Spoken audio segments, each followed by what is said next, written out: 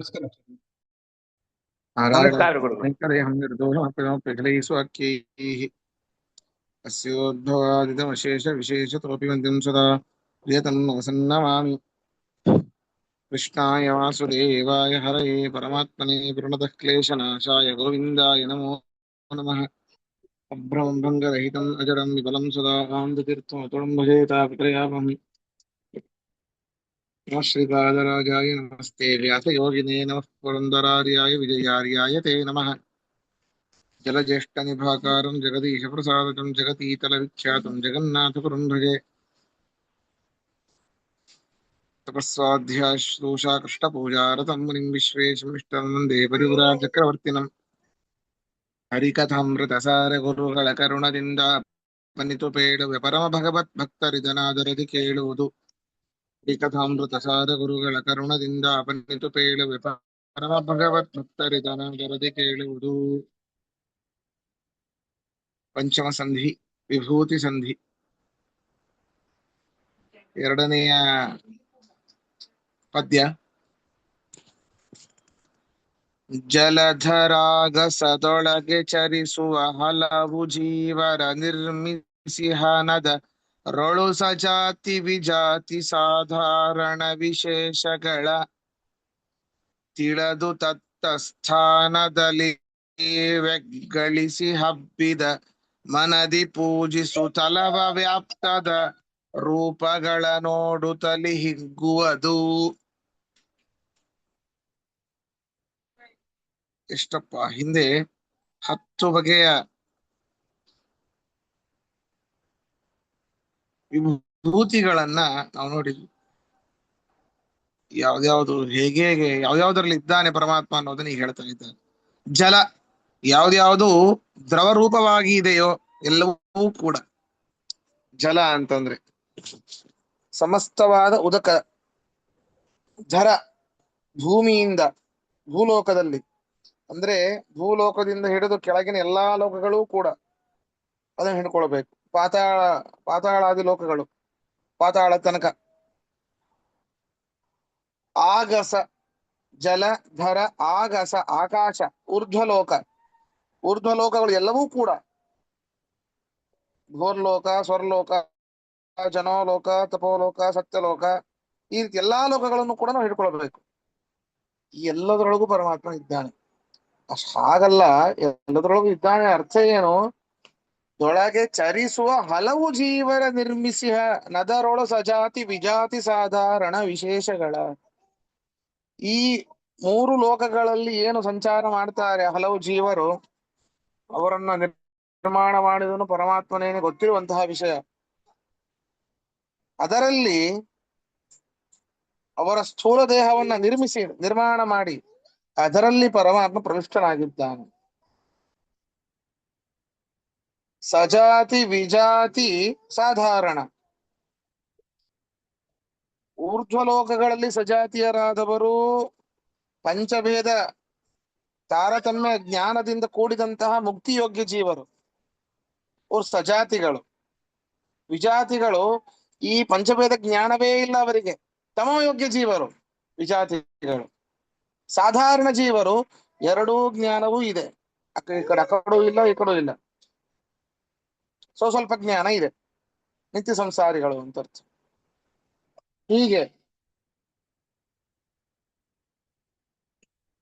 ಈ ರೀತಿ ವಿಶೇಷ ತ್ರಿವಿಧ ಜೀವರಲ್ಲಿ ಇರುವಂತಹ ಈ ಸಜಾತಿ ವಿಜಾತಿಗಳ ವಿಶೇಷಗಳ ತಿಳಿದು ಇವುಗಳನ್ನು ನಾವು ತಿಳ್ಕೊಳ್ಬೇಕು. ಏನಪ್ಪ ಸಜಾತಿ ವಿಜಾತಿಗಳು ಅಂತಂದ್ರೆ, ಈಗ ನಾವು ಮನುಷ್ಯರು ಅಂತ ತಿಳ್ಕೊಳ್ಬೇಕಷ್ಟೇ. ದೇಹದಿಂದ ಇದ್ದೇವೆ, ನಾವೆಲ್ಲ ಮನುಷ್ಯರು. ನಮಗೆ ವಿಜಾತಿಯಾದದ್ದು ಮನುಷ್ಯರನ್ನ ಹೊರತುಪಡಿಸಿ ಯಾವ್ದ್ಯಾವ್ದಿದೇನೋ ಈ ವೃಕ್ಷ ಸಮೂಹ, ಪ್ರಾಣಿ ಸಮೂಹ ಇವೆಲ್ಲ ವಿಜಾತಿಗಳು. ನಮಗೆ ಸಜಾತಿ, ನಾವೊಂದು 4 ಜನ, ಅವರೊಂದು 4 ಜನ, ಅವರು ಒಂದು 4 ಜನ ಮನುಷ್ಯರು, ನಾವು 4 ಜನ ಮನುಷ್ಯರು. ಮನುಷ್ಯರ ಗುಂಪಿಗೆ ಸಜಾತಿ, ಸಮಾನ ಜಾತಿ. ವಿಜಾತಿ ವಿಭಿನ್ನ ಜಾತಿ ಅಲ್ಲ. ಈಗ ವಿಜಾತಿಗಳಲ್ಲೂ ವಿಜಾತಿ ಇದೆ. ನಮಗೆ ವಿಜಾತೀಯವಾದಂತಹ ವೃಕ್ಷಗಳ ಸಮೂಹದಲ್ಲಿ ಬೇವಿನ ಮರ ಬೇರೆ, ಮಾವಿನ ಮರ ಬೇರೆ, ಹಲಸಿನ ಮರ ಬೇರೆ, ಒಂದಕ್ಕೊಂದಕ್ಕೂ ವಿಜಾತಿಗಳಿವೆ. ಮನುಷ್ಯರಲ್ಲೂ ಅಷ್ಟೇ, ಗಂಡು ಬೇರೆ ಹೆಣ್ಣು ಬೇರೆ ಹೀಗಿವೆ. ಪ್ರತಿಯೊಂದರಲ್ಲೂ ಸಜಾತಿ ವಿಜಾತಿಗಳಿವೆ. ನಮ್ಮಲ್ಲೂ ಕೂಡ ಬ್ರಾಹ್ಮಣ ಬೇರೆ, ಶೂದ್ರ ಬೇರೆ, ಕ್ಷತ್ರಿಯ ಬೇರೆ ಅಂತ ಈ ರೀತಿ ಸಜಾತಿ ವಿಜಾತಿಗಳನ್ನ ತಿಳ್ಕೊಂಡಿರ್ಬೇಕು ಆ ಮನುಷ್ಯ. ಅದನ್ನೇ ಹೇಳಿದ್ದು ದಾಸರು, ನಿರ್ಮಿಸಿಹ ನದರೊಳು ಸಜಾತಿ ವಿಜಾತಿ ಸಾಧಾರಣ ವಿಶೇಷಗಳ ತಿಳ್ಕೊಳ್ಬೇಕಿದನ್ನ. ಮತ್ತೇನ್ ಮಾಡ್ಬೇಕು? ತತ್ತತ್ ಸ್ಥಾನದಲ್ಲಿ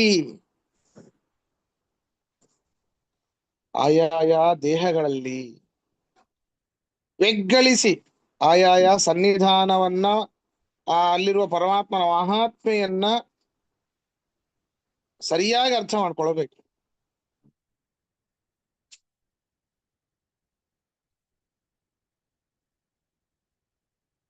ಇಂತಿಂಥ ದೇಹಗಳ ಸ್ಥಾನದಲ್ಲಿ ಹೆಚ್ಚಾದ ಪರಮಾತ್ಮನ ವಿಭೂತಿ ರೂಪ ಇದೆ ಅಂತ ನಾವು ಅರ್ಥ ಮಾಡ್ಕೊಳ್ಬೇಕು.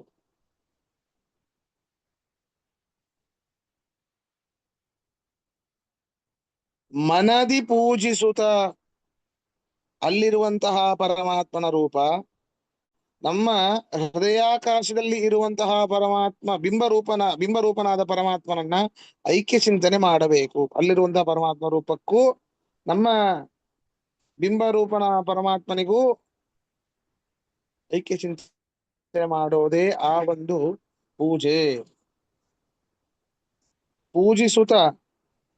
ಪೂಜಿಸುತ್ತ ಲವವ್ಯಾಪ್ತದ ರೂಪಗಳ ನೋಡುತ್ತಲೇ ಹಿಗ್ಗುವುದು.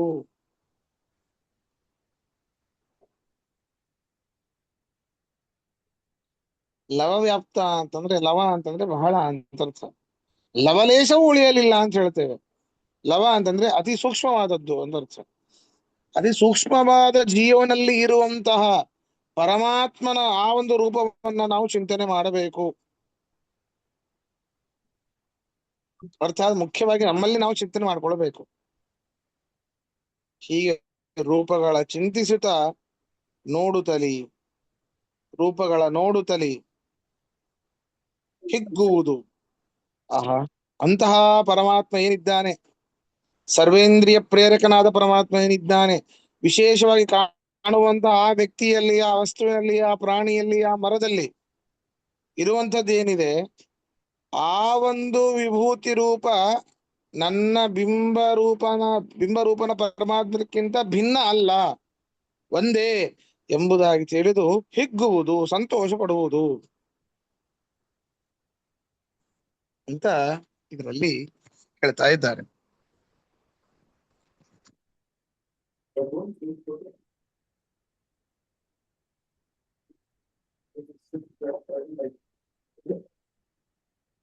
ಪ್ರಶ್ನೆ ಇದ್ರೆ ಕೇಳಿ. ಪ್ರಶ್ನೆ ಇಲ್ಲ ಆಚಾರ್ಯ. ಅಲ್ಲಿಗೆ ಅವ್ರು ಹೇಳೋದೇನಂತಂದ್ರೆ, ಎಲ್ರಲ್ಲೂ ದೇವ್ರನ್ನ ನೋಡು, ಎಲ್ಲಾ ಕಡೆನೂ ದೇವ್ರನ್ನ ನೋಡು ಅಂತ ಅನುಸಂಧಾನ ಮಾಡು ಅಂತ. ಹೌದಾ? ಹೌದು, ಸರಿ, ಆಯ್ತು. ಕಾಣಿಸ್ಬೇಕಲ್ಲ ಅವನು ಅಂತ ನಮ್ ಪ್ರಶ್ನೆ ಅಷ್ಟೇ. ನಮ್ ಯೋಗ್ಯತೆ ನಾನೇನು ಹೇಳಲ್ಲ ಆಚಾರ್ಯ. ಅದ್ರದ್ದು ಎಕ್ಸ್ಟೆನ್ಷನ್ ಆಚಾರ್ಯ ಪಣಿರಾಜ್ ಅವ್ರು ಕೇಳಿದ್ರದ್ದು ಎಕ್ಸ್ಟೆನ್ಷನ್, ಎಲ್ಲರಲ್ಲೂ ನೋಡು, ಬಟ್ ಎಲ್ಲರಲ್ಲೂ ಬೇರೆ ಬೇರೆ ತರದಲ್ಲಿದ್ದಾನೆ ಬೇಸ್ಡ್ ಆನ್ ಆ ಕ್ಯಾಟಗರಿಗಳು. ಮುಕ್ತರು, ನಿತ್ಯ ಸಂಸಾರಿಗಳು ಅಲ್ವಾ?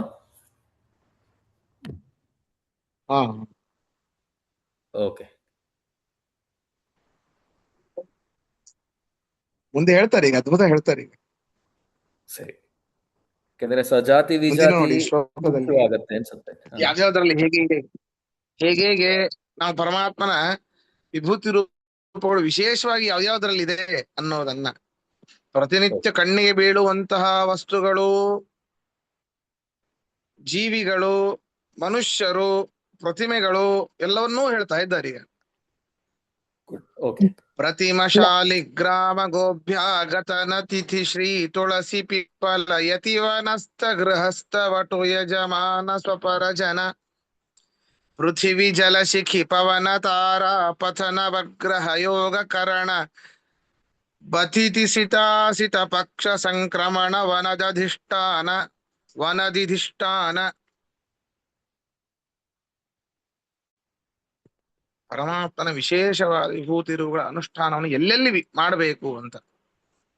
ಪ್ರತಿಮಾ ಭಗವದ್ ಭಕ್ತರು ಏನು ದೇವಮಾನವರು ಅಂತಿರ್ತಾರೆ, ಅವರು ಪೂಜಿಸಿದಂತಹ ವಿಶೇಷವಾದ ಪ್ರತಿಮೆಗಳಲ್ಲಿ ನಾವು ಪರಮಾತ್ಮನ ಒಂದು ವಿಭೂತಿ ರೂಪವನ್ನು ಚಿಂತನೆ ಮಾಡಬೇಕು. ಶಾಲಿಗ್ರಾಮದಲ್ಲಿ ಈಗೆಲ್ಲ ಎಂಸಿಲಿಂದ ಶಾಲಿಗ್ರಾಮ ಆಗ್ತಾ ಇವೆ, ಡೂಪ್ಲಿಕೇಟ್. 10 ರೂಪಾಯಿ, ಒಂದು 30 ರೂಪಾಯಿ ಅಥವಾ 20 ರೂಪಾಯಿ ಎಂಸಿಲ್ ಅಂತಂದು ಅದಕ್ಕೊಂದು ಶೇಪ್ ಕೊಟ್ಟು ಕಲ್ಲು ಮಾಡಿ ಒಂದ್ 2 ದಿನ ಇಟ್ಟುಬಿಟ್ರೆ ಶಾಲಿಗ್ರಾಮವೇ 10,000 20,000 ಹೊಡಿತಾರೆ. ಗಂಡಕಿ ನದಿಯಲ್ಲಿ ಉತ್ಪನ್ನವಾದ ಶಾಲಿಗ್ರಾಮಗಳಾಗಬೇಕು. ಗೋ ನೋಡ್ರಿ, ಗೋವು ಹೌದು. ಯಾವ ಒಂದು ಗೋವಿನಲ್ಲಿ ನಾವು ವಿಭೂತಿ ಚಿಂತನೆ ಮಾಡಬೇಕು ಅಂತಂದ್ರೆ, ಒಂದು ಕರುವಿಗೆ ಅದು ಜನ್ಮ ಕೊಟ್ಟಿರ್ಬೇಕು. ಯಾವ್ದಾವುದೋ ಗೋವನ್ನು ಇದು ಮಾಡೋದಲ್ಲ, ಪ್ರಸವವಾದ ಆಕಳು ಜನ್ಮ ಕೊಟ್ಟಿರುವಂತಹ ಒಂದು ಗೋ ಶ್ರೇಷ್ಠ. ಗೋ ಶಬ್ದ ವಾಚ್ಯವಾದದ್ದು ಕಾಮಧೇನು ಹೌದು, ವೇದಗಳು ಹೌದು. ವೇದಗಳಲ್ಲಿ ಪರಮಾತ್ಮನನ್ನ ಕಾಣಬೇಕು ಅಂತ ಅರ್ಥ. ಅಭ್ಯಾಗತ ಅಂದ್ರೆ ಆಮಂತ್ರಣ ಕೊಟ್ಟು ಕರೆಸಿಕೊಂಡಂತಹ ಆ ಭಗವದ್ ಭಕ್ತನಲ್ಲಿ ನಾವು ಪರಮಾತ್ಮನ ವಿಶೇಷವಾದ ವಿಭೂತಿ ರೂಪ ಚಿಂತನೆಯನ್ನ ಮಾಡಬೇಕು. ಅಂದ್ರೆ ಅವ ಬಂದಂತಹ ಕಾಲದಲ್ಲಿ ಅವನಿಗೆ ವಿಶೇಷವಾದ ಆದರ ಆತಿಥ್ಯಗಳನ್ನ ಕೊಡಬೇಕು. ಅತಿಥಿ, ಅಭ್ಯಾಗತ ಬೇರೆ, ಅತಿಥಿ ಬೇರೆ. ಏನು ವೈಶ್ವದೇವ ಮಾಡ್ತಾ ಇರ್ತೇವೆ, ಊಟದ ಸಮಯದಲ್ಲಿ ಯಾರೋ ಅತಿಥಿ ಬರ್ತಾನೆ. ಯಾರೋ ಅತಿಥಿ ಅಲ್ಲ, ಯಾವೊಬ್ಬ ವ್ಯಕ್ತಿ ಬರ್ತಾನೆ. ಯಾವುದಕ್ಕೋಸ್ಕರ? ಅನ್ನಕ್ಕೋಸ್ಕರವಾಗಿಯೇನೆ ಬರ್ತಾನೆ. ಊಟಕ್ಕೋಸ್ಕರವಾಗಿಯೇ ಬಂದಂತಹ ಭಗವದ್ ಭಕ್ತನಾಗಿರ್ಬೇಕ್ರಿ. ಯಾರ್ಯಾರೋ ಅಲ್ಲ, ಭಗವದ್ ಭಕ್ತನಾಗಿರ್ಬೇಕು.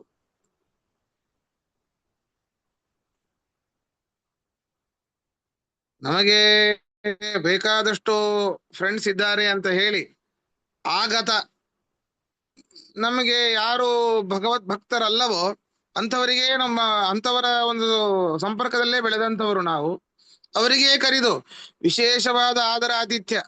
ಈಗಂತೂ ಬೆಂಗಳೂರಲ್ಲಿ ದೊಡ್ಡ ದೊಡ್ಡ ಸಿಟಿಗಳಲ್ಲಿ ಬಹಳ ನಡೆದಿದೆ. ಬಹಳ ಬೇಕಾದವರು ಅಂತ ಕರೆಯೋದು, ಅವ್ರಿಗೆ ಬೇಕಾದದ್ದನ್ನೇ ಬಾಟ್ಲಿಗೆ ಇಡೋದು. ಭಗವದ್ ಭಕ್ತರಲ್ಲ ಅವರು, ಅವರು ಅಭ್ಯಾಗತರಲ್ಲ. ಬರೀ ಕರೆದಿದ್ದೀರಿ ಅಷ್ಟೇ. ಕರೆದಂತಹ ಭಗವದ್ ಭಕ್ತನಾಗಿರಬೇಕು ಅವನು. ಅತಿಥಿಯೂ ಅಷ್ಟೇ.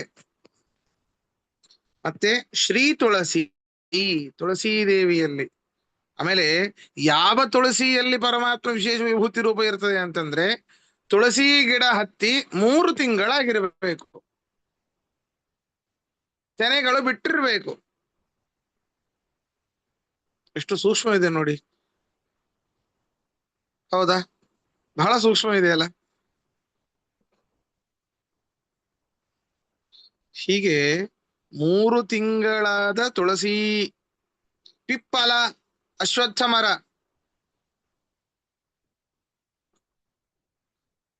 ಯಾವ್ದ್ಯಾವ್ದೋ ಅಶ್ವತ್ಥ ಮರಕ್ಕೆ ಸುತ್ತುವರಿಯೋದಲ್ಲ, ಅಶ್ವತ್ಥ ವಿವಾಹ ಅಂತ ಇದೆ. ವಿವಾಹಿತವಾದ ಅಶ್ವತ್ಥ ಮರದಲ್ಲಿ ಪರಮಾತ್ಮನ ವಿಶೇಷವಾದ ವಿಭೂತಿ ರೂಪ.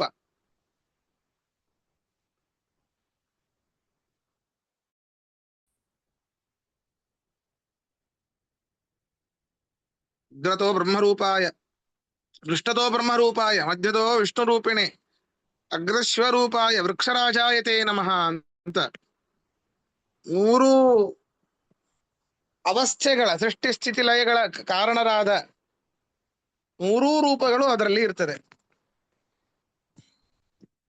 ವಿವಾಹಿತವಾದ ಪಿಪ್ಪಲ, ಅದರಲ್ಲಿ ಪರಮಾತ್ಮ ವಿಶೇಷ ವಿಭೂತಿ ರೂಪ. ಯತಿ, ಕಾಮ್ಯ ಕರ್ಮಗಳನ್ನ ತ್ಯಾಗ ಮಾಡಿ ಗುರುಗಳಿಂದ ಉಪದಿಷ್ಟನಾಗಿ ಈ ಸನ್ಯಾಸಾಶ್ರಮವನ್ನ ಸ್ವೀಕರಿಸಿದಂತಹ ಯತಿ. ಯಾರ್ಯಾರೋ ತೆಗೆದು ನಾವು ದೇವಮಾನವರು ಹಾಗೆ ಹೀಗೆ ಅಂತ ಹೇಳುವಂಥವರು ಅವರೆಲ್ಲ ಅಲ್ಲ ಯತಿಗಳು. ಇರ್ತಾರೆ ಯಾರೋ ಸತ್ಯಸಾಯಿ ಬಾಬಾ ಅವರವರೇ ಏನೇನೋ ಹೇಳ್ಕೊಳ್ತಿರ್ತಾರೆ ಸನ್ಯಾಸಿ ಅಂತ ಹೇಳಿ. ಅಲ್ಲ, ಯಾವ ಗುರುಗಳಿಂದ ಉಪದಿಷ್ಟರಾಗಿಲ್ಲ. ಎಷ್ಟೋ ವೈಷ್ಣವರೇನು ಅವರ ಪೂಜೆ ಮಾಡೋ ಹಣೆ ಬರ ಇದೆ. ಕೆಲವ್ರ ಮನೆಗೆ ಹೋದ ದೊಡ್ಡ ದೊಡ್ಡ ಫೋಟೋ ಆ ಗುಂಗುರು ಕೂದಲ ಮನುಷ್ಯನದ್ದು. ಏನ್ರಿ ಅಂತ ಕೇಳಿದೆ ನಾನು. ಫಾಲೋವರ್ಸ್ ರೀ ಅಂತ. ಆಯ್ತು, ಹಾಗಾದ್ರೆ ನೀವು ನನ್ನನ್ನು ಅನ್ಫಾಲೋ ಮಾಡ್ರಿ ಅಂತಂದೆ.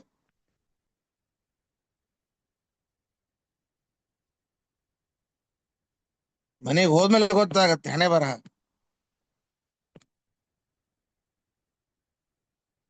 ವನಸ್ಥ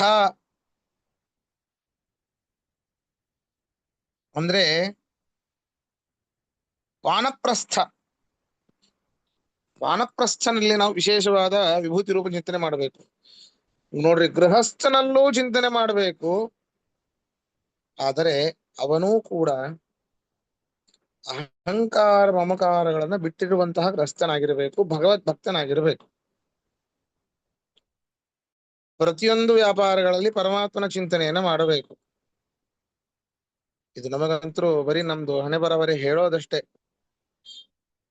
ತಾಳಬೇಕು ತಕ್ಕ ಮೇಳಬೇಕು. ನಮ್ ತಾಳಿಲ್ಲ ಮೇಳಿಲ್ಲ ನಮ್ದು. ಹಿಂಗೆ ಹೆಂಗ್ ಪಾಠ ಹೇಳಿ ಇಟ್ಟ ತಕ್ಷಣ ನಮ್ಮ ಬೇರೆನೆ ಶುರು ಆಗೋಗ್ಬಿಡುತ್ತೆ. ಹೀಗಿರಬೇಕು. ಒಟ್ಟು ಬ್ರಹ್ಮಚರ್ಯದಲ್ಲಿ ನಿಷ್ಠನಾಗಿರಬೇಕು, ಜಿತೇಂದ್ರಿಯನಾಗಿರಬೇಕು, ಸದ್ವ್ಯಾಪಾರ ಉಳ್ಳವನಾಗಿರಬೇಕು. ಅವನು ನಿಜವಾದ ಅವನು ಬ್ರಹ್ಮಚಾರಿ. ಅವನಲ್ಲಿ ವಿಶೇಷ ವಿಭೂತಿ ರೂಪವನ್ನು ನಾವು ಕಾಣಬೇಕು. ಯಜಮಾನ, ಯಾರು ಊರಿಗೆ ಅಧಿಕಾರಿ ಅಂತಿರ್ತಾನೋ ಧರ್ಮಾಧರ್ಮಗಳ ಬಲ್ಲವನಾಗಿರಬೇಕು, ಶಾಸನ ಮಾಡತಕ್ಕವನಾಗಿರಬೇಕು.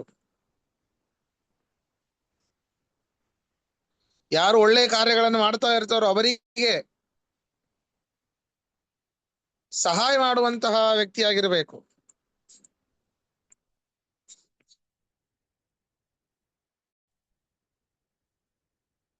ಅವನು ಯಜಮಾನ. ಸ್ವಪರಜನ ಅಂತಿದೆ, ಅದು ಸ್ವಜನ ಪರಜನ ಎರಡು ಅರ್ಥ ಮಾಡ್ಕೊಳ್ಬೇಕು. ಸ್ವಜನ, ನಮ್ಮ ಜನರು ಯಾರು ಗೊತ್ತಾ? ನಾವು ಮಾಡುವಂತಹ ಸತ್ಕಾರ್ಯಗಳಿಗೆ ಯಾರು ಅವರೂ ಕೂಡ ಕೈ ಜೋಡಿಸ್ತಾರೋ, ಯಾವುದೇ ರೀತಿ ತನುಮನ ಧನಗಳಿಂದ ಯಾವುದೇ ರೀತಿ ಆಯ್ತು, ಅವರು ನಮ್ಮ ಜನರು. ಸ್ವಜನ, ಸ್ವಪುರಜನ ಅಂತ ಇದೆ. ಸ್ವಜನವೂ ಹೌದು, ಪುರಜನರು ಹೌದು, ನಮ್ಮ ಊರಿನ ಜನರು. ಆದ್ರೆ ಅವರು ನಮ್ಮ ಸಂಬಂಧಿಕರಲ್ಲ, ಅವರು ನಮಗೆ ಸಹಾಯ ಮಾಡ್ತಾರೆ. ಅಂಥವರಲ್ಲೂ ಸಹಾಯ ಮಾಡುವಂತಹ ವ್ಯಕ್ತಿಗಳಲ್ಲೂ ನಾವು ಪರಮಾತ್ಮನನ್ನ ಪೂಜೆ ವಿಭೂತಿ ರೂಪವನ್ನು ಕಾಣಬೇಕು ಅಂತ. ಪೃಥಿವೀ ಅಂದ್ರೆ ಪುರಾಣ ಪ್ರಸಿದ್ಧವಾದ ತೀರ್ಥಕ್ಷೇತ್ರಗಳಲ್ಲಿ ಪರಮಾತ್ಮ ವಿಶೇಷ ರೂಪ. ಜಲ ಪುರಾಣ ಪ್ರಸಿದ್ಧವಾದದ್ದೇ ಈ ತೀರ್ಥಗಳಲ್ಲಿ. ತೀರ್ಥಕ್ಷೇತ್ರಗಳು ಬೇರೆ, ತೀರ್ಥಗಳು ಬೇರೆ. ಅಂದ್ರೆ ನದಿ ಮೊದಲಾದವುಗಳಲ್ಲಿ ವಿಭೂತಿ ರೂಪವನ್ನು ಚಿಂತನೆ ಮಾಡಬೇಕು. ಶಿಖಿ, ಶಿಖಿ ಅಂತಂದ್ರೆ ಹೋಮ ಮಾಡಬೇಕಾದ್ರೆ ಇರುವಂತಹ ಅಗ್ನಿ. ಆ ಅಗ್ನಿಯಲ್ಲಿ ಪರಮಾತ್ಮನ ಒಂದು ಉದ್ಧವ ಗೀತೆಯಲ್ಲಿ ಪರಮಾತ್ಮ ಇದನ್ನೆಲ್ಲವನ್ನೂ ಹೇಳ್ತಾನೆ. ಉದ್ಧವನಿಗೆ ಸಕಲವನ್ನೂ ಹೇಳ್ತಾನೆ ಇದರಲ್ಲಿ.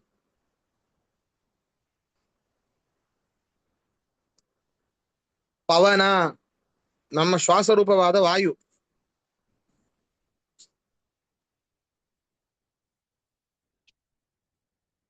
ಜೋರಾಗಿ ಗಾಳಿ ಬೀಸಿದಂತಹ, ಆ ಗಾಳಿಯಿಂದ ಮರಗಳು ಬಾಗಿದಂತಹ ಆ ವಾಯುವಿಗೆ ಅಲ್ಲ, ನಮ್ಮ ಅಂತರ್ಗತನಾದ ವಾಯು. ತಾರಾಪಥ, ನಕ್ಷತ್ರಗಳ ಮಾರ್ಗ ಆಕಾಶ. ಹಂಗೆ ನವಗ್ರಹ ಮಾರ್ಗಗಳನ್ನು ನಾವು ಚಿಂತನೆ ಮಾಡಬೇಕು.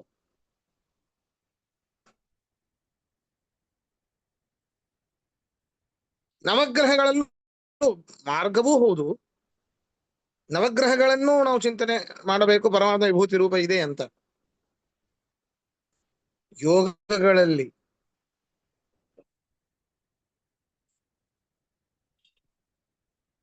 ಕುಂಭಕ, ರೇಚಕ ಇವೆಲ್ಲ ಪ್ರಾಣಾಯಾಮಗಳು ಯೋಗಗಳಲ್ಲಿ ಬರುವಂತಹದ್ದು. ಇಂತಹ ಯೋಗಗಳಲ್ಲೂ ಪರಮಾತ್ಮನ ಚಿಂತನೆಯನ್ನು ಮಾಡಬೇಕು. ಕರಣ, ಬಲ, ಬಾಲವ, ತೈತಿಲ ಮೊದಲಾದ ಕರಣಗಳಲ್ಲಿ ಪರಮಾತ್ಮ ವಿಭೂತಿ ರೂಪ ಚಿಂತನೆ ಮಾಡಬೇಕು. ಭ ಭ ಅಂತಂದ್ರೆ ನಕ್ಷತ್ರ ಅಂತ ಅರ್ಥ. ಅಶ್ವಿನಿ ಮೊದಲಾದ 27 ನಕ್ಷತ್ರಗಳಲ್ಲಿ ನಾವು ಪರಮಾತ್ಮನ ವಿಭೂತಿ ರೂಪ ಚಿಂತನೆ ಮಾಡಬೇಕು. ತಿಥಿ ಅಂತಂದ್ರೆ ಏಕಾದಶಿ ತಿಥಿಯಲ್ಲಿ ಪರಮಾತ್ಮ ವಿಭೂತಿ ರೂಪ ಇದೆ, ಅದನ್ನ ಚಿಂತನೆ ಮಾಡಬೇಕು. ಸಿತ ಅಸಿತ, ಸಿತ ಅಂದ್ರೆ ಪೌರ್ಣಿಮೆ, ಅಸಿತ ಅಂದ್ರೆ ಅಮಾವಾಸ್ಯ. ಅಮಾವಾಸ್ಯ ಅಂದ್ರೆ ಭೂಮಿ ಮುರಿತೇವೆ, ಇಲ್ಲ ವಿಭೂತಿ ರೂಪ ಇದೆ ಪರಮಾತ್ಮನದ್ದಲ್ಲಿ, ಭಯ ಪಡ್ತೇವೆ. ಪೌರ್ಣಿಮೆಯಲ್ಲಿ, ಪೌರ್ಣಿಮೆ ಅಂತಂದ್ರೆ ನಮಗೆ ಸತ್ಯನಾರಾಯಣ ನೆನಪಾಗ್ತಾರೆ, ಪ್ರಸಾದ ಸಿಗತ್ತೆ ಅಂತ.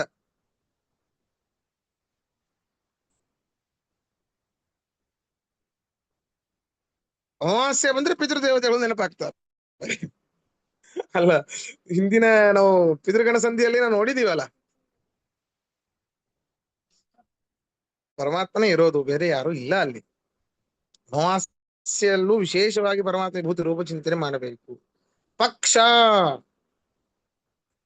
ಎರಡೂ ಕೃಷ್ಣ ಪಕ್ಷ ಶುಕ್ಲ ಪಕ್ಷ ಅಷ್ಟೇ ಅಲ್ಲ, ಏಕಾದಶಿಗೆ ಹಿಂದೆ ಮುಂದೆ ಇರುವಂತಹ 2 ತಿಥಿಗಳಲ್ಲೂ, ದಶಮಿ ದ್ವಾದಶಿಯಲ್ಲೂ ಪರಮಾತ್ಮನ ವಿಭೂತಿ ರೂಪ ಇದೆ ಅಂತ ಚಿಂತನೆ ಮಾಡಬೇಕು.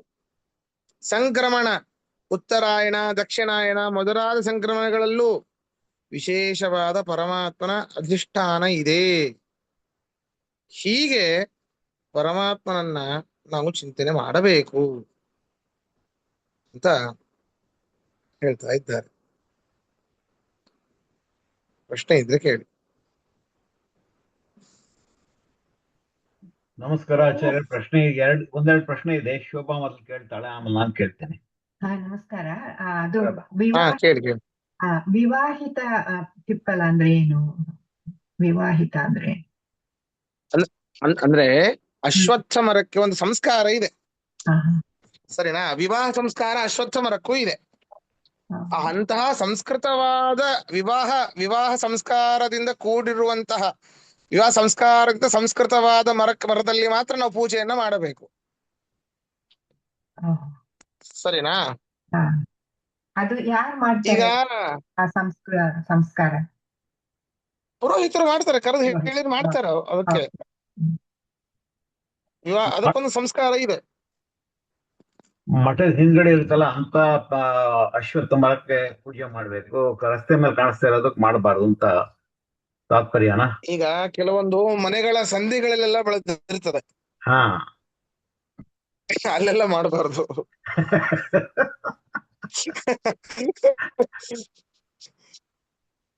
ಇನ್ನೊಂದು ಪ್ರಶ್ನೆ ಆಚಾರ್ಯ, ಆಮೇಲೆ ಸುಮ್ಮನೆ ಇರ್ತೀನಿ. ಇದು ಸಾಲಿಗ್ರಾಮ ಮಹಿಮೆ ಸ್ವಲ್ಪ ವಿವರವಾಗಿ ಹೇಳ್ರಿ, ಯಾಕೆಂದ್ರೆ ಮತ್ತೆ ಮತ್ತೆ ಬರ್ತಾ ಇರುತ್ತೆ. ನಿಮ್ ಬಾಯಿಂದ ಕೇಳಿದ್ರೆ ಚಂದಾಗಿರುತ್ತೆ. ಧನ್ಯವಾದ. ಏನ ಕೇಳಿಸ್ತಿಲ್ಲ ಶ್ರೀಕಾಂತ್, ಕಟ್ ಕೇಳಿಸ್ತ. ಓಕೆ, ಸರಿ, ಹತ್ರ ಬರ್ತೀನಿ. ಸಾಲಿಗ್ರಾಮದ ಮಹಿಮಾ ವಿಭೂತಿ ಎಲ್ಲರಿಗೂ ಒಪ್ಪಿಗೆ, ಅದು ಜಾಸ್ತಿ ಅಂತ. ಅದ್ ಯಾತಕ ಜಾಸ್ತಿ? ಅದು ಯಾತಕ್ಕೆ ಕೆಲವು ಬ್ರಾಹ್ಮರು ದೊಡ್ಡೋರು ಕೊಟ್ಟಿದ್ದು ಸಾಲಿಗ್ರಾಮನೇ ನಾವ್ ಇಸ್ಕೊಳ್ಬೇಕು? ನೀವು ಹೇಳ್ದಂಗೆ MC ಇದು ಸಾಲಿಗ್ರಾಮ ಅವೆಲ್ಲ ನಡೆಯಕ್ಕಿಲ್ಲ. ಸ್ವಾಮಿಗಳು ಕೊಟ್ಟಿರೋದು, ಪಿತೃಗಳು ಕೊಟ್ಟಿರೋದು, ಅಥವಾ ಯಾರು ದೊಡ್ಡ ಬ್ರಾಹ್ಮರು ಕೊಟ್ಟಿರೋದು ಅಂತ. ಅದು ಅದರ ಮಹಿಮಾ ಏನು? ಅದನ್ನ ಇಟ್ಕೊಂಡ್ರೆ ನಿಮ್ಗೆ ಏನ್ ಒಳ್ಳೇದಾಗತ್ತೆ? ಪೂಜೆ ಮಾಡಿದ್ರೆ ಏನ್ ಒಳ್ಳೇದಾಗತ್ತೆ? ಆಗದೆ ಏನಾಗತ್ತೆ? ಮುಂದೆ ಹೇಳ್ತಾರೆ. ಸರಿ ಸರಿ, ಮುಂದೆ ಅದೇ ಈ ಸಂಪೂರ್ಣ ಇರೋದು ಇದೆ ಇದಕ್ಕೆ. ಆಯ್ತು, ಇದಕ್ಕೆ ಮೀಸಲು ಇಟ್ಟಿದ್ದಾರೆ ಜಗನ್ನಾಥದಾಸರು. ಆಮೇಲೆ ನಾವು ಅಷ್ಟೇ ಧಾತ್ರಿ ಹೋಮ ಅಂತೆಲ್ಲ ಮಾಡ್ತೇವೆ, ಹೌದಾ? ಬೆಟ್ಟದ ನೆಲ್ಲಿಕಾಯಿ ಮರ, ಅದೂ ಅಷ್ಟೇ, ಅದು ವಿವಾಹಿತವಾಗಿರ್ಬೇಕು. ಅದರಲ್ಲಿ ಮಾತ್ರ ಪೂಜೆ ಮಾಡೋದು ನಾವು. ಪೂಜೆ ಮಾಡಿ ಅದರ ಫಲ ಸಿಗೋದು, ಸರಿನಾ? ಯಾರ ಮನೆಯಲ್ಲಿ ಇರ್ತದೋ ಅವರು ವರ್ಷಕ್ಕೊಮ್ಮೆ ಅದಕ್ಕೆ ವಿವಾಹ ಸಂಸ್ಕಾರ ಮಾಡಲೇಬೇಕು. ತುಳಸಿ ವಿವಾಹ ಇದ್ದ ಹಾಗೆ ಅದು. ನಮಗೆ ಬರೀ ತುಳಸಿ ಮದುವೆ ಅಷ್ಟೇ ಗೊತ್ತಿತ್ತು, ಇನ್ಯಾವುದು ಗೊತ್ತೇ ಇಲ್ಲ ನಮಗೆ. ಹೌದು, ನೆಲ್ಲಿಕಾಯಿನ ಮಂಗಳಾರತಿಗೆ ಉಪಯೋಗಿಸ್ತಾರೆ ಆ ಮಠಗಳೆಲ್ಲ. ಅದನ್ನ ಮಾಡಿ ಪ್ರತಿ ಬ್ರಾಹ್ಮಣರಿಗೆಲ್ಲ ಊಟಕ್ಕೆ ಹಾಕ್ಸಿ ಅವಾಗ ಮಾಡಿದಾಗ ವಿಶೇಷವಾದ ಪುಣ್ಯ ಯಜಮಾನನಿಗೆ ಬರ್ತದೆ. ಮನೆಯಲ್ಲಿ ಇದೆ ಕೊಡುತ್ತೆ ಅಂತೇಳಿ ಸುಮ್ನೆ ಬಿಟ್ರೆ ಹಾಗಲ್ಲ ಅದು.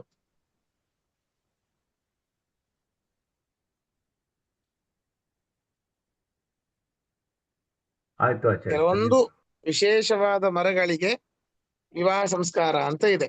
ಅಂತಹ ಸಂಸ್ಕೃತವಾದ ಒಂದು ವೃಕ್ಷಗಳಲ್ಲಿ ಮಾತ್ರ ನಾವು ಅರ್ಚನಾದಿಗಳನ್ನ ಮಾಡುವಂಥದ್ದು.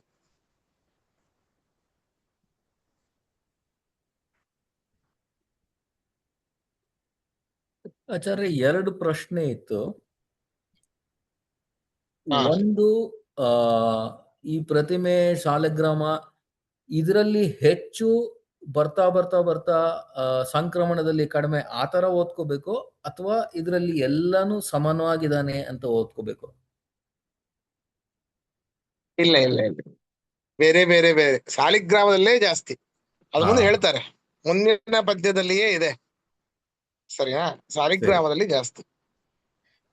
ಸಾಲಿಗ್ರಾಮದಲ್ಲಿ ನೋಡಿ, ರೂಪಗಳು ಅಲ್ಲಿ ಜಾಸ್ತಿ, ಆದ್ರೆ ಅಲ್ಲಿರುವಂತಹ ರೂಪಗಳಿಗೆ ಇಲ್ಲಿ ಇರುವಂತಹ ಬೇರೆ ಬೇರೆ ಸಾಲಿಗ್ರಾಮಕ್ಕೆ ಭಿನ್ನವಾದ ಇನ್ನೊಂದು ಯಾವ್ದಾವ್ದು ಅಧಿಷ್ಠಾನಗಳಿವೆಯೋ ಅಲ್ಲಿರುವಂತಹ ರೂಪಗಳಿಗೆ ಭೇದ ಚಿಂತನೆಯನ್ನು ಮಾಡುವ, ಅಭೇದವೇ, ಆದ್ರೆ ರೂಪಗಳ ಸಾನ್ನಿಧ್ಯ ಅಲ್ಲಿ ಜಾಸ್ತಿ. ಓಕೆ, ಸರಿ. ಹಾಗಾದ್ರೆ ಭೇದ ಇದೆ ಅದರಲ್ಲಿ.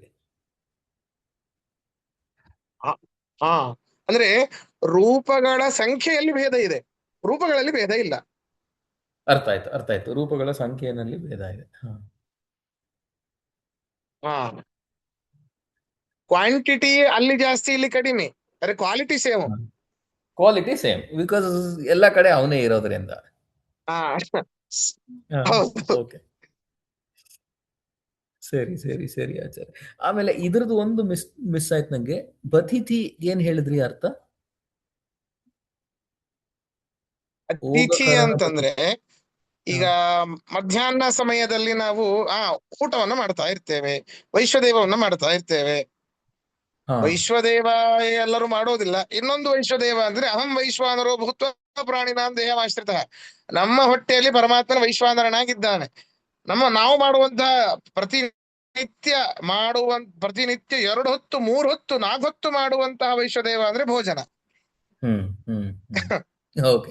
ಅಂತಹ ಸಮಯದಲ್ಲಿ ಯಾರಾದ್ರೂ ಅನ್ನಕ್ಕಾಗಿ ಬಂದಾಗ, ಭಿಕ್ಷುಕನೇ ಆಗಿರಬಹುದು, ಭಗವದ್ ಭಕ್ತನೇ ಬರ್ಬೇಕಂತ ನಿಯಮ ಇಲ್ಲ. ಯಾಕಂದ್ರೆ ಆಗಿನ ಕಾಲದಲ್ಲೆಲ್ಲ ಭಗವದ್ ಭಕ್ತರಿದ್ರು, ಬರ್ತಾ ಇದ್ರು, ಭಿಕ್ಷಾಟನೆ ಮಾಡ್ತಾ ಇದ್ರು. ಈಗ ಬರುವಂತಹ ಭಿಕ್ಷಕರೆಲ್ಲರೂ ಭಗವದ್ ಭಕ್ತರಾಗಿರ್ಬೇಕು ಅಂತಿಲ್ಲ. ಆಯ್ತು, ಒಬ್ರು ಯಾರೋ ಅನ್ನಾರ್ಥಿಗಳಾಗಿ ಬಂದಿದ್ದಾರಲ್ಲ, ಅವನು ಅತಿಥಿ. ಅತಿಥಿ ಅಂತಂದ್ರೆ ಯಾವ ತಿಥಿಯನ್ನು ಲೆಕ್ಕಿಸದೇನೆ ಬರ್ತಾನೆ ಅವನು. ಹೀಗೆ ಬರಬೇಕು, ಹಾಗೇ ಬರಬೇಕು ಅಂತ ಏನಿಲ್ಲ, ಈ ತಿಥಿನೇ ಬರಬೇಕು. ನಾವು ಅಭ್ಯಾಗತ ಅಂತಂದ್ರೆ ಅವನಿಗೋಗಿ ಇಂತಹ ದಿನ ಇಂತಹ ತಿಥಿಗೆ ಬರಬೇಕು ಅಂತ ಒಬ್ಬ ಬ್ರಾಹ್ಮಣನ ಕರ್ಕೊಂಡು ಬಂದಿರ್ತೇವೆ, ಅವನು ಅಭ್ಯಾಗತ. ಇವನು ಇಂತಹ ದಿನ ಇಲ್ಲ, ಇಂತ ಬರ್ಬೇಕಂತ ಏನಿಲ್ಲ, ಇವನಿಗೆ ಯಾವ ತಿಥಿ ಇಲ್ಲ. ಹಾಗಾದ್ರೆ ಅವನಿಗೆ ಈ ತಿಥಿ ಕರೆದಿರ್ತೇವೆ ಅಂದ್ರೆ ಅವನ ಹೆಸರು ತಿಥಿ ಅಂತ ಅನ್ಬೇಡಿ ಮತ್ತೆ, ಕರೆದಂತವನನ್ನ.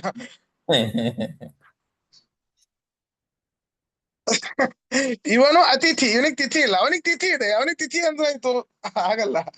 ಅವನಿಗೆ ಕರೆದು ಬಂದಿದ್ದೇವೆ, ಅದರಿಂದಾಗಿ ಅವನು ಅಭ್ಯಾಗತ. ಇವನು ಅತಿಥಿ.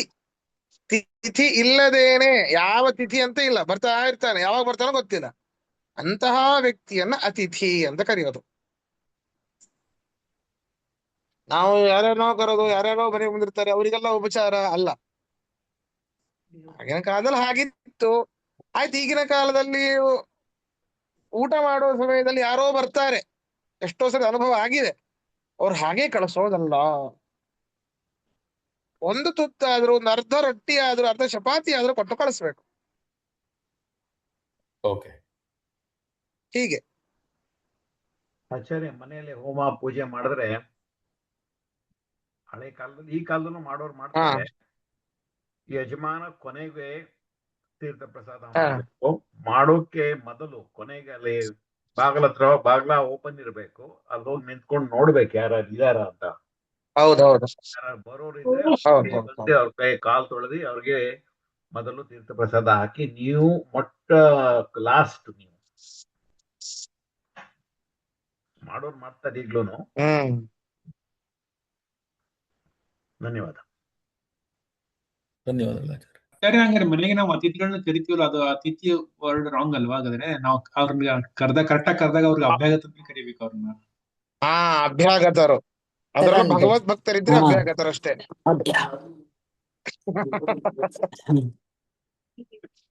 ಬರ್ತಾರೆ, ಆರಾಮ್ 10 ಗಂಟೆಗೆ ಹೇಳ್ತಾರೆ, ಸ್ನಾನ ಮಾಡ್ತಾರೆ, ಎದ್ದ ತಕ್ಷಣ ಬೆಡ್ ಕಾಫಿ, ಮಧ್ಯಾಹ್ನ ಸ್ನಾನ ಮಾಡಿನೇ ಸ್ವಲ್ಪ ಸ್ನಾನ ಮಾಡ್ತಾರೆ, ಊಟ ಮಾಡ್ತಾರೆ, ಸಂಧ್ಯಾ ವಂದನೆಲ್ಲ ಏನಿಲ್ಲ. ಭಗವದ್ ಭಕ್ತರಲ್ಲ ಅವರು, ಅಭ್ಯಾಗತರಲ್ಲ. ಸಾರಿ, ಭಗವದ್ ಭಕ್ತರಲ್ಲ, ಆದ್ರಿಂದ ಅಭ್ಯಾಗತರಲ್ಲ.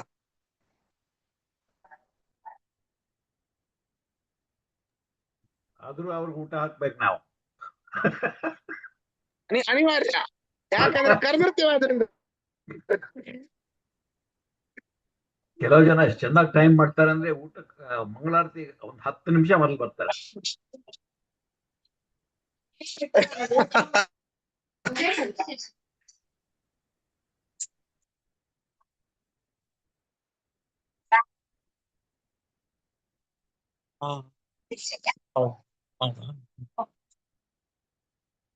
ಸರಿ, ಹಾಗಾದ್ರೆ ಇವತ್ತಿನ ಪಾಠ ಮುಗಿಸೋಣ. ಶ್ರೀ ಕೃಷ್ಣಾರ್ಪಣಮಸ್ತು. ಮಧ್ವೇಶಾರ್ಪಣ. ಕೃಷ್ಣಾರ್ಪಣಮಸ್ತು. ಜೈ ಶ್ರೀರಾಮ. ನಮಸ್ಕಾರ ಆಚಾರ್ಯ. ಜೈ ಶ್ರೀರಾಮ ಅಂತ ಹೇಳು. ಧನ್ಯವಾದ.